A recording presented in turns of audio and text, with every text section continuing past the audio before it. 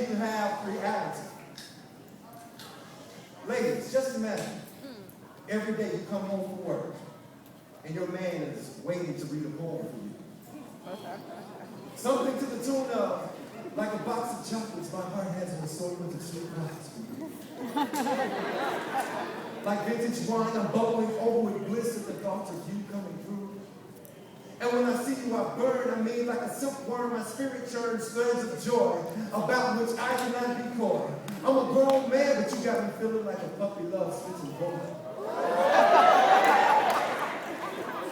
That is the fantasy.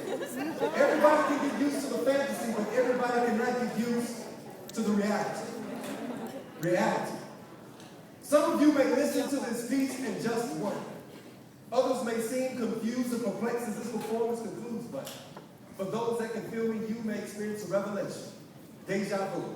As tears may form in the wells of your eyes, as you reminisce about all of those lonely days that have gone by. Until you witness the loss, you don't know what a void feels like. Until you've had to deal with the blues via the bumps and the bruises and all the pains of a two-time loser, you may have to have certain words removed from your vocabulary. You toy around with love. You fall. Then receive that fatal phone call from Heartbreak's messenger telling you that love just don't live here anymore. Your beatless heart still tries to pump the oxygen and blood for you to live, but the love or lack thereof has you feeling a living death. You're coming apart while trying to keep it together.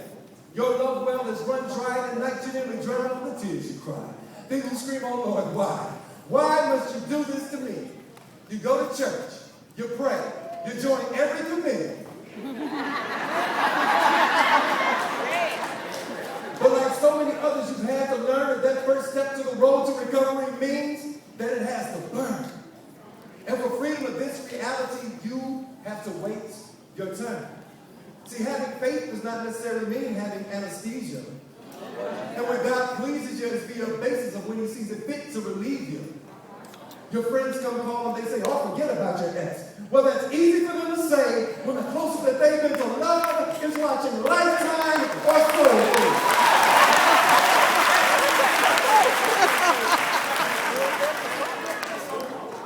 You're struggling with trying to get it out of your mind, but at the same time, you want to hold on to precious memories.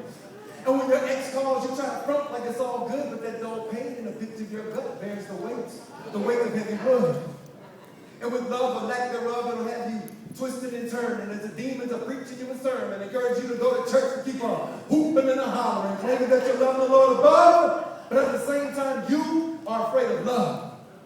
And when your heart bleeds, it'll take you down to your knees. It'll have you looking for fundraisers where all the proceeds go to finding you a heart transplant. A heart that is free of hurt, free of pain, and free of lies.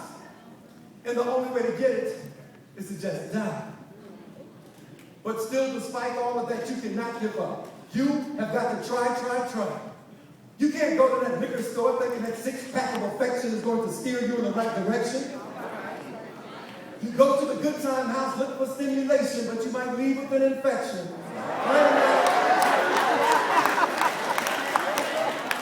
Finding out the hard way that fulfillment via artificial gratification is a deflection of the principles of what God teaches us.